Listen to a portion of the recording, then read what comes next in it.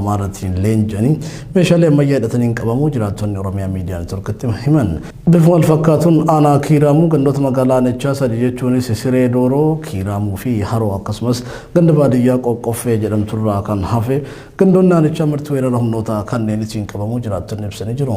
Aanaaleen ollaa birootis gandoota hedduu akka dhaban ibsamee jira. Pakabana kan bibittis lafti bal'aan mootummaa Amaaraa bobbaaseen qabamuu jiraattonni himan. Jiraattonni Oromiyaa miidiyaa neetwoorkii biyyaada kennan humnoonni mootummaa naannoo Amaaraa kiiloomeetira dheeraa qaxxaamuru lafa Oromiyaa qabatanii jiru jedhan. Godina Shawaa Bahaa aanaalee Boosatii fi Fantaallee gandoonni hedduus humnoota finxaaliyyaa Amaaraa shororkeessitoota faannoo fi humnoota mootummaa naannoo Amaaraatiin qabamuu uummanni himataa jira. Weerara dhiyeenyatiin aanaa Boosat ganda Boccataa keessaa raddaawwan akka Siiquu, Koysoo, Mindaa, Gardaa Qal'aa, Handoodee, Garbii Adii, Seera'ee, Boorticha, Magdallaa fi Qaawaa Bubbisaa yookaan Qarsaa Abbaa Buneefaan lafoota bulchiinsa mootummaa naannoo Amaaraatiin dhuunfataman ta'uu jiraattonni OMN biyyaada kennan addeessanii jiru. Dootaan aanaa Boosatira lafoonni akka Dugda Daalachaa, Fossoo, Gabaaraadhaa, Calalaqaa, Qilee, Arbaafaan bulchiinsa naannoo Amaaraan erga dhuunfatamanii turanii jiru jiraattonni. Gamaana Fantaaleetiin immoo humnoonni naannoo Amaaraa lafa Arroollee bal'aa keessa qaxxaamuranii walakkeessa isaanicha lafa Haroo Ubaa jedhamtu dhaqqabanii jiru jechuun himatu. Aanaa Fantaalleerraa lafti Arroollee bal'aa Borbor, Doddotii Guddoo, Haroolessa bal'aa, Iddoo Guddoo, Dhiibuu Dammaa, Haroolessa qal'aa, Qoonyee, Funyaan Booraa, Funyaan Waangayyoo, Malkaa Jiloo, Ulaagaa, Xininjii, Haroo Arbaa, Micci, Haroo Diidaa, Wanji, Irraan Buutee fi lafoonni biroo hedduun naannoo Amaaraan dhuunfatamanii jiraachuu jiraattota irraa mirkaneeffannee jirra. Irreecha baranaatiif dursanii qophaa'uun akka barbaachisaa akka ta'e jiraattonni magaalota Oromiyaa garaagaraa irraa OMN dubbisee himan. Irreecha jechuun irree Oromooti. Irreecha jechuun duudhaa Oromooti. Irreechi lafa nagaa fi araaraati kan jedhan jiraattonni magaalaa Adaamaa. Bara barri hammaate, bara lollitti baay'atee fi bara beellitti bu'e kana Oromoon tokkummaan horatti wal ga'ee irreeffachuu qabaa jedhan. Irreecha hora Arsadee fi hora Finfinneetiifis dursineef qopheessuu qabna kan jedhan jiraattonni magaalaa Sabbataa immoo shirri hirmaattota irreechaa dhiisuu baadheen gaddaa mootummaan xaxaa ture ammas suuta mul'achuu akka jalqabe himan. Irreechi kan kaabineen qofti baajii walii hiruun dhaqee galuu osoo hin taane iddoo duudhaa walgeettii Oromoo lafa araaraa fi galata waaqaatis jedhan. Kanaaf uummanni Oromoo kutaa hundarraa irreechi baranaa kan durii caalaa miidhagsuuf qophaa'ummaa isaa akka cimsu dhaamanii jiru. Waraannoleen Itoophiyaa marsaa lammaffaaf kan hin dhaabbatu taanaan balaan inni dhaqqabsiisu kan waraanni duraa dhaqqabsiise caaluu akka danda'u xiinxaltoonni siyaasaa ibsaa jiru. Mootummaan federaalaa fi adda bilisummaa uummata Tigraay kan Tigraay bulchu walii galtee dhukaasa dhaabuu ji'oota 5 erga taasisanii booda hanga 24 bara 2022 deebiin dhukaasa walitti banuu hordofee waraanichi balaa hammaata dhaqqabsiisuu akka danda'u xiinxaltoonni ibsamaa jira. Siyaasa baha Afrikaa fi baha giddu galeessaa xiinxaluun kan beekamu Abdurrahmaan Sa'iid dabalatee xiinxaltoonni garaagaraa qaamoleen lamaan qophiin nagaaf qaban gaaffii guddaa keessa kan turedha jechuun waraanni marsaa lammaffaa isa duraan ture caalaa hamaa akka ta'uu danda'u hubachiisanii jiru. Waraansi Itoophiyaa gara kaabaatti ka'e kan hordofee qaamolee walitti dhukaasaa jiran dhukaasa akka dhaaban gaafachuuf jilli ergama addaa Ameerikaa ambaasaaddar Maayik Hamariin durfamu gara biyyoota gaanfa Afrikaa imaluusaa. Agamsaachim garee shororkeessaa faannoo Amaaraatiin raawwatame shira siyaasaa qindaawaa fi wal hubataa ta'een kan raawwatamedha jedheem KFO'n. Sababni kana jennuufis dura humnoonni nageenyaa mootummaa magaalattii gadi lakkisanii bahan kan jedhem Koongireesiin Federaalawaa Oromoo itti aansuun humni hidhataa Oromoo fakkeessuun naannoo san socho'uun magaalattii seenee jiraattotarraa meeshaa waraanaa guuruu addeesseem. Ergasii humnoonni faannoofiin jedhan uummata weeraruun ajjechaa suukanneessaa raawwachuun qabeenya saamanii kaanqeerraa buqqaasan jedham KFO'n ibsa guyyaa kaleessaa ajjechaa suukanneessaa agamsachim raawwatame hordofuun baasen. Shirri Oromoo hidhannoorraa hiikuun balaaf saaxiluu kun kan jalqabaatii miti kan jedhem KFO'n. Amma duras yeroo adda addaatti Shawaa Bahaa aanaa Boosat, Shawaa Lixaa aanaa Daannoo fi Wallagga Bahaa aanaa Giddaa Ayyaanachim qonnaan bularraa meeshaan erga guuramee boodam gareen shororkeessaa faannoo fi finxaaleeyyiin Amaaraa daangaa cehuun uummata ittisa homaa hin qabneem fixuu yaadachiiseera. Shira bifa kanaan hojjetamu kamiyyuu KFO'n jabeesseem kan balaaleffatu ta'uus ibseera. Koongireesiin Federaalawaa Oromoo ajjechaa suukanneessaa raawwatameef gaddatti dhagame ibsachaa maatii fi firoottan humnoota kanaan tibbana magaalaa Gamsaatti dhumaniif obsaa fi jajjabina kana ta'uus ibseera. Ibsa baase kanaan gaagabni akkanaa irra deebin akka uummata hin qunnamne tarkaanfilee sirreeffamaa fudhatamuu qabanis KFO'n eeree jira.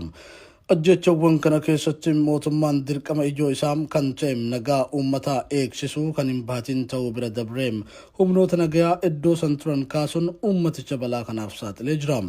Uummanni keenya daangarra jiru yeroo adda addaatti weeraramaa turuunii fi yeroo kamittuu gaagamaaf saaxilamaa ta'uun isaa osoo beekamuu humna nageenyaa kaasuuf qaamni murteesse qoratamee tarkaanfiin sirreeffamaa irratti fudhatamuu qabaa jedhem KFO'n.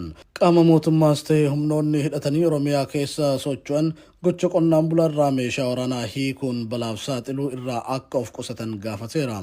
Hidhattoonni maqaa faannoon socho'an daangaa dabruun uummata nagaa fixuun kun hammaataa dhufaa jira kan jedhe KFO'n. Balaa gareen kun fidu hambisuuf tarkaanfiin barbaachisaa ta'een fudhatamuu akka qabu akeekeera.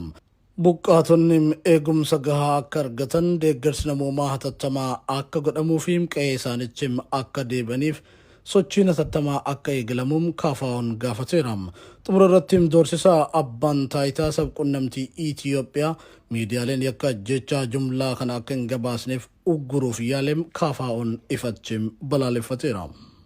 Finxaalayyaa Amaaraatiin haleellamuun lubbuu jiraattota ishee 60 olii sababa haleellaa kanaatiin dhabde.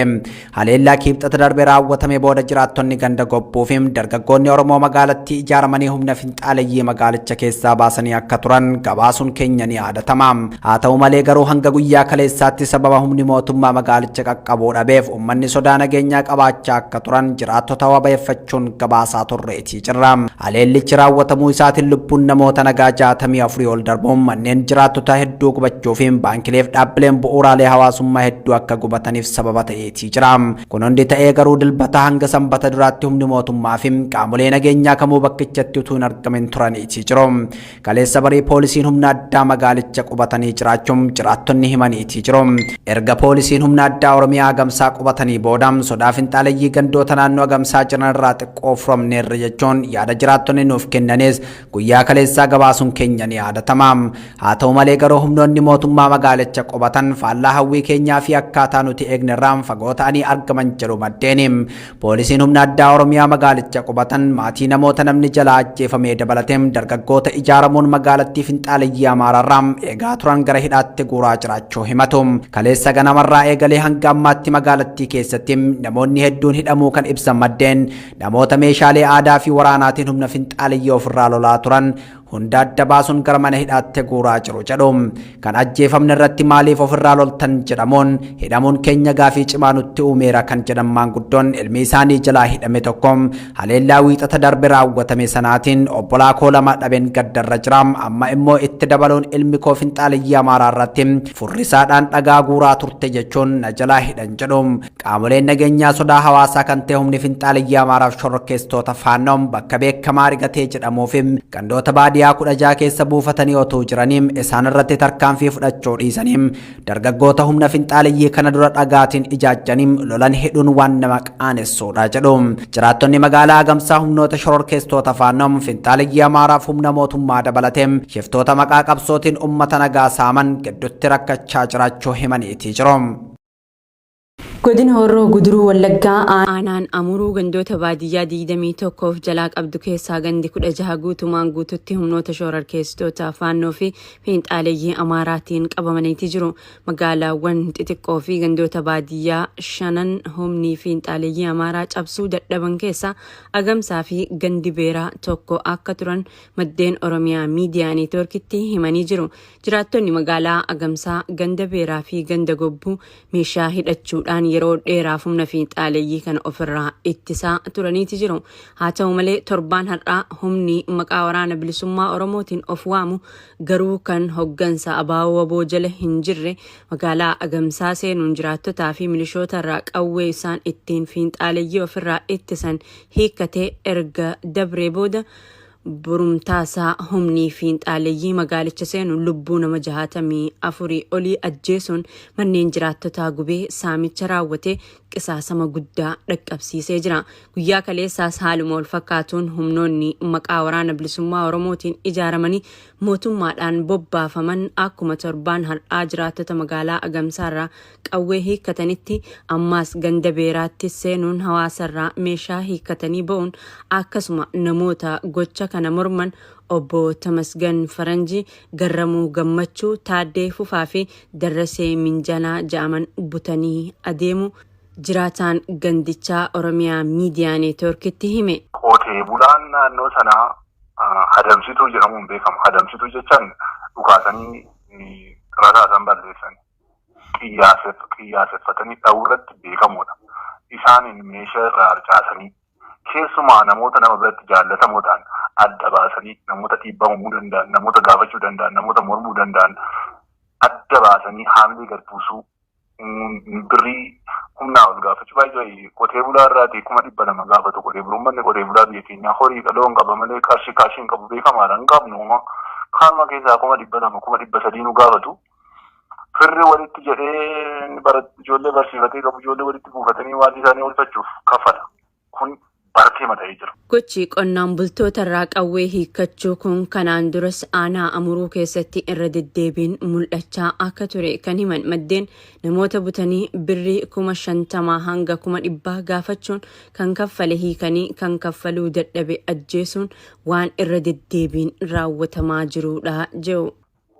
Amuruu bichaan aanaalee naannoo Amuruu jiran jaardagaa jaaryoo buufatanii jaardagaa jaarteef hin jiraata rakkoon kun. Kiramullee hin jiraata achiin jala darbanii haga giddaa ayyaanaatti rakkoo kana uummata irraan gahu. Isaan kun maqaa qabsoo bilisummaa Oromootiin saamicha uummata Oromoo irratti gochaa isaan jiranii. Amma kana jennee dubbachuu hin dandeenyu. Waaqayyo garuu gatii isaanii haa kennuu fi kan faannoo jedhamtu kana kan nutti waamee nu fichisiisuu isaanii. Yoo isaan uummata irraa meeshaa saaman isaan sun odeeffannoo argatu dhufanii uummata rukutu haga siiddanii makkannoo sammuu. Silatti kanatti ta'e duraan dursa uummata irraa qawwee saamame sanaan booda sana faana dha'uudhaan faannoon uummata harka qullaa jiru kanatti rasaasa reeba daka haga gumbanaatti kanatu ta'e amma haga magaalaa warraatti ga'ameera bakka. Qaamoleen maqaa waraana bilisummaa Oromootiin of yaaman kan mootummaadhaan hoogganaman kunneen maqaa qabsoo Oromoo akka xureessaniif mootummaadhaan kan bobbaafaman ta'uu fi qunnamtiin isaanii kallattumaan biiroo bilxiginnaa Oromiyaa waliin ta'uutu himama.